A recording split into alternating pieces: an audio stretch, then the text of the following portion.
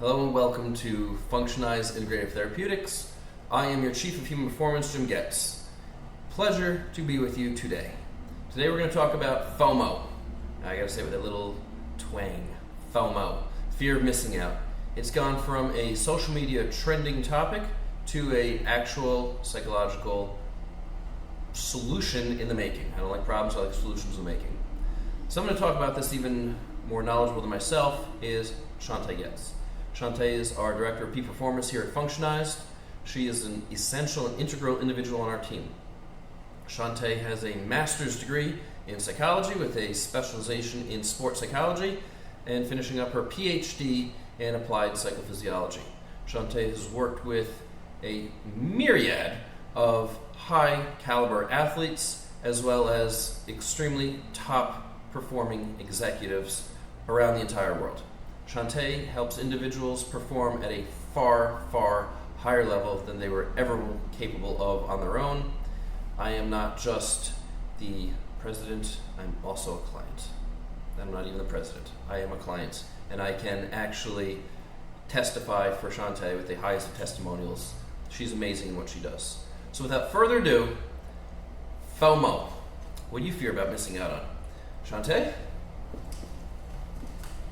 Thank you, Jim. You are one of my favorite clients to work with, by the way. I appreciate the introduction and the opportunity today to discuss FOMO with everyone out there. You may or may not know what it is. So, the fear of missing out.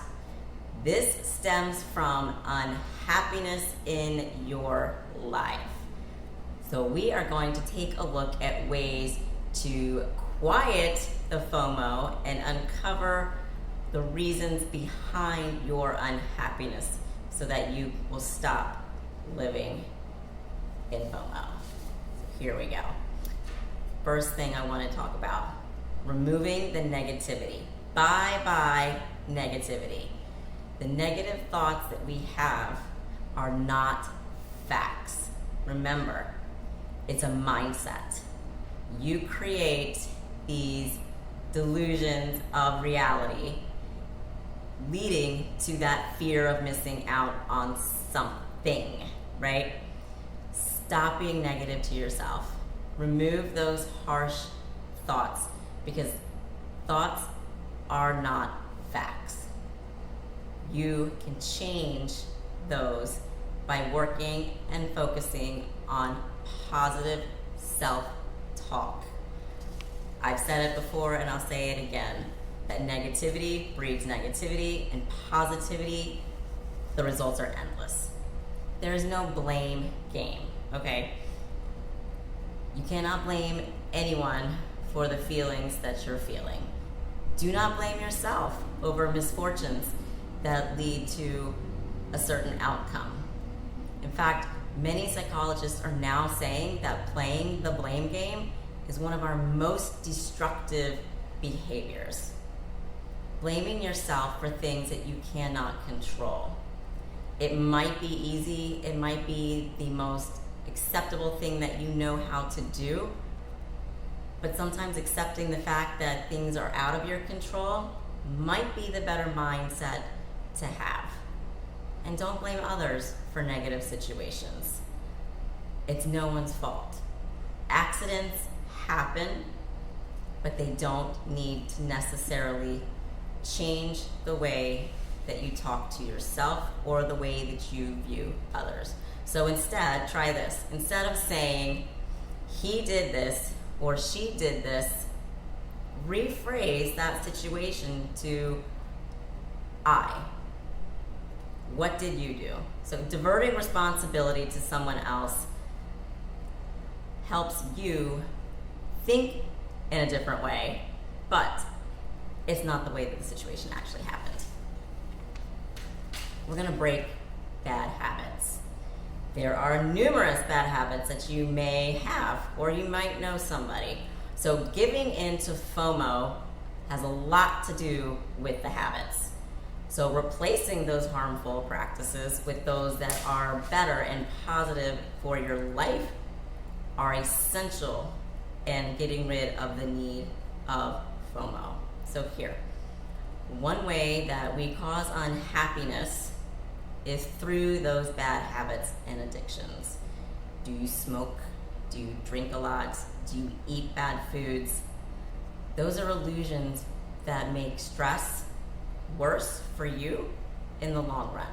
So there are many ways to beat addictions and ultimately help you be a healthier version of yourself and to create a more positive environment for you to live in. I see this a lot, especially in dealing with weight loss and healthy lifestyles, comparing yourself to others. This is a really bad habit that we need to break, because there's always going to be somebody with more money or hair or a nicer car. But I guarantee you that if you got the same things, you would still be unhappy, because happiness comes from the inside. It is not something external, which can lead actually to more stress. So we need to reduce the stress and anxiety that you experience. I love helping clients work in dealing with stress. Psychophysiology, biofeedback, heart rate variability. These are my areas of specialties that I see tremendous results from in reducing stress. Some of the ways that you can incorporate stress reductions are yoga, getting out in nature, journaling, meditating, proper breathing techniques. I do it here. I happily teach it to everyone I work with, because when you can breathe properly, your brain will function properly, thus reducing your stress and anxiety and improving your performance, which will lead to the elimination of FOMO. Get out there, join a team, go for a walk, create new habits. I want to try this real quick here with everybody. The power of breath. I want you to find a comfortable seat that you can relax in. You can do this at home. If you're in the car and you get to your destination, park. Big key, park the car before you do this. Sit back and relax. I want you to just close your eyes in that comfortably seated position and breathe naturally through the nose without attempting to control your breath just yet. Just bring awareness to your breath. Be aware of the sensation of your breath as it enters and leaves the body. Now take a deep breath, inhaling as you count to 4. Hold your breath for a count of 3, and now exhale at a count of 4. As you breathe, your mind will be flooded with thoughts. I want you to gently redirect those thoughts back to counting the breaths. So this process helps you to become more aware of how busy your mind is. I want you to resist the temptation to follow those thoughts as they come up, and instead refocus on the sensations accompanying the breath. Repeat this as many times as necessary until your mind settles on the breath. The sooner you can start making this a daily habit, the sooner you're going to start to experience a quiet mind. And a quiet mind leads to better thinking, better problem solving, better anger management, better life all around. And as I said before, getting rid of that unhappiness will eliminate the need of FOMO. Being mindful. So how do you incorporate mindfulness into your daily life? So mindfulness is a big key element that is missing from that FOMO lifestyle. It's a technique that refers to a non-judgmental observation of awareness that is focused on the present experience. Practice mindfulness every single day. It's like working a muscle. The more you do it, the easier it becomes. Bring yourself to the present, because this is where changes happen. Changes don't happen in the past, they're done and over. You cannot predict the future. You can control the here and now. So there's a couple different things that you can do to bring more mindfulness to your days. Learn undivided attention. So find something around the house, like the dishes need washing. Dishes always need washing. But pay attention to you actually doing it. Pay attention to how the water feels. Is it too hot? Is it too cold? What does the soap smell like that you're using? Bring your senses to the forefront and pay attention to the movement that you're doing. Here's another one that you can try. A candle staring exercise. So stare at a candle flame for 10 minutes straight while studying everything you can about it. When your mind wanders, become aware of where it's going and then bring that attention back to the candle. It's kind of similar to the breathing. Stop focusing on all those thoughts that are going around distracting you and bring yourself back to just staring at that flame. Mindfulness, it takes time. Work with it. Do it. And become comfortable with it. Let's continue. I want today to focus now on the power of gratitude. I have many clients that do not recognize the actual joys in their lives and what they have to be thankful for or show gratitude towards. So research has found that being grateful can be a very powerful boost in overall happiness. So if FOMO is the result of unhappiness, then gratitude is the antidote. There is your answer. Show gratitude. So a few options are going to be appreciate everything. There is nothing too small for you to be thankful for. Creating a daily gratitude journal. This is one of my favorite practices that I have clients do. The trick is to picture a situation that you're grateful for in detail and sit with that feeling of gratitude in your body. So doing this every day will help to rewire the brain to be naturally more grateful. So you may start with one thing you're grateful for each day. Make it different. Is the sun out? Did you smell something nice? Did someone give you a compliment? Whatever, it can be little, it can be big. You can have one thing, you can have three things. Volunteering is a great way that you can experience gratitude. So giving back to others can increase your own sense of well-being. Share your gratitude with others by expressing gratitude to them. Give someone a compliment.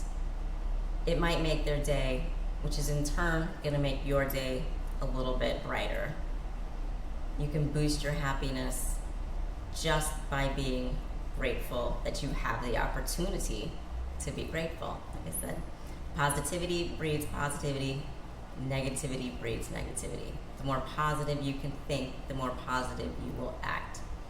No matter what method that you choose, your brain is a very powerful tool, and you can maximize the benefits of your brain to reduce the need for FOMO. Keep practicing, because you can replace FOMO with Jomo. What is Jomo, you ask? The joy of missing out. So Jomo is about understanding yourself, your needs, your desires, to be truthful with yourself. Jomo helps to encourage you to embrace the pleasures of choosing what you want to do or not do. So at the heart of Jomo is the power to act in a way that engages and fulfills you. Joy, that's where it's at. So instead of spending the free time consumed by the drama of social media, emails, text messages. Choose to disconnect and spend time discovering and doing things that make you happy. We live in a world where we are inundated with what everybody else is doing, thinking, or feeling. And it's very easy to be consumed by those external forces. Now is your chance to turn the camera inside. What makes you happy? You might take a little time to decipher it and to figure it out. But just with practice, the more time you can spend on figuring out what makes you happy, the more joy you're going to experience. So put down that phone. Turn off the computer after you watch this video. Not yet, don't do it yet. And find out what makes you happy. Live in your moment, not in somebody else's. There's the trick. So how can you embrace Jomo? As I just mentioned, disconnect from technology. Put your phone in a different room. Turn off the electronics. Take a step away. So it might be hard at first, but you'll ease into it. Another thing you can do is to commit to a certain amount of time each day to disconnect. I've had a lot of clients that I'm recommending 20 minutes once a day to put everything aside. That is your you time. It is time to breathe. It's time for reflection. Whatever the activity is that you want to do, that is your time. Have you wanted to read a book that you haven't? You want to organize a photo album? Do you want to actually do something with your hands? Are you a painter? Do you like to crochet? Do you like to write? Anything. Make it your you time. Reconnect with you. If you are with another person, reconnect with them. How many times do you go to dinner and you see two people at a table and they're both on their phones doing this? Well, what's the point of going out together if you're not even talking to each other? Reconnect with people. Look them in the eye when you're talking to them. Actually pay attention and be mindful of people. Understand what others regret in life. Okay, so look for deeper meanings. This is not living out personal truths. It's not appreciating the relationships or spending the time with the friends and the family that is just done in a nonchalant way. Really pay attention to who they are and what they may be going through. You might learn a lot about them and you might learn a lot about yourself. Enjoy it. So get out and do things because you want to, not out of obligation. There's so many ways to be mindful and there's so many ways to experience life. One of the things that I will say, wealth is the ability to fully experience life. This is Henry David Thoreau. I'll say it again. Wealth is the ability to fully experience life. It is not in your bank account. It is not what you do not have. Life is a very precious gift, and you only have one to live. Remember that. Live the best life you have possible. So in conclusion, recapping just a little bit about what we talked on FOMO. FOMO is the fear of missing out, and it stems from unhappiness. It is not a solution, but a distraction. FOMO can negatively impact both mental and physical health. FOMO provides temporary avoidance, but your underlying problems are going to be there. It exacerbates stress and anxiety. It can negatively impact meaningful relationships and your overall health and well-being. So deep breathing are beneficial ways to reduce that stress and anxiety. Practice the gratitude journals. rewire your brain for happiness and get out of FOMO and into Jomo for a healthier and happier life. I want to thank everybody for taking the time to listen, to understand what FOMO is.